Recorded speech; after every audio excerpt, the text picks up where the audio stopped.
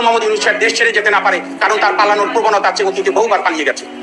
Doctor Mohammad ইউনূসের অভিযোগের কোনো অন্ত নাই। আইনজীবীর মন্তব্যে পাবলিকের করা সিরিয়াস কমেন্ট।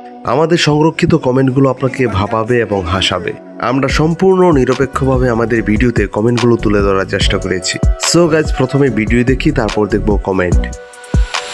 এবং ইউনূস সাহেবের বিরুদ্ধে অভিযোগের অন্ত নাই। দীর্ঘ অপরাধের তালিকা। একটা হচ্ছে হার্ম ট্র্যাজেডি, ভ্যাকসিন না এনে।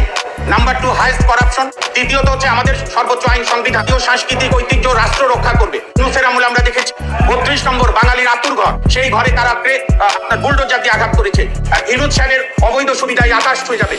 শামীম হোসেন লিখেছেন, দেশটা যাচ্ছিল সিঙ্গাপুরের দিকে, হঠাৎ এক পাইলট লন্ডনের দিকে নিয়ে যাবে বলে গুলিস্তানে নামিয়ে দিল।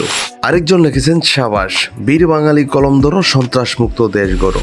এবার এই কমেন্টটি করেছেন মনিরুজ্জামান, 6,600 কোটি টাকা উদ্ধার করুন ইউনূসগঞ্জ থেকে। রুমানা লিখেছেন, ভারতের স্ক্রিপ্ট পাঠ করছেন। এবার এই কমেন্টটি করেছেন আশরাফুল আলম, তিনি লিখেছেন, লঙ্গির নিচের গুলার মন খারাপ হতে পারে। শাহাদাত হোসেন শাহেদ লিখেছেন, ভারতের প্রেসক্রিপশনে ডক্টর ইউনূসকে ভাসানোর চেষ্টা। এবার এইচ.এম. নুরি লিখেছেন, অবশ্যই বিচারের কাঠগড়ায় দাঁড়াতে হবে ইনশাআল্লাহ। এমডি সাব্বির হোসেন লিখেছেন, মনে মনে মন কোলা খাও, ইউনূসের জোতার যোগ্য হয় নাই তোমার। এই কমেন্টটি করেছেন শাহাদাত হাজি, সুদখোর মহাজন যেন দেশ থেকে পালাতে না পারে। অভিমুখ পত্রিকা নামদারি একজন লিখেছেন, দেশটাকে জঙ্গি বানিয়ে দিয়েছে ইউনূস। প্রিয় দর্শক, সম্পূর্ণ ভিডিওটি দেখার জন্য অসংখ্য ধন্যবাদ। ভালো থাকুন।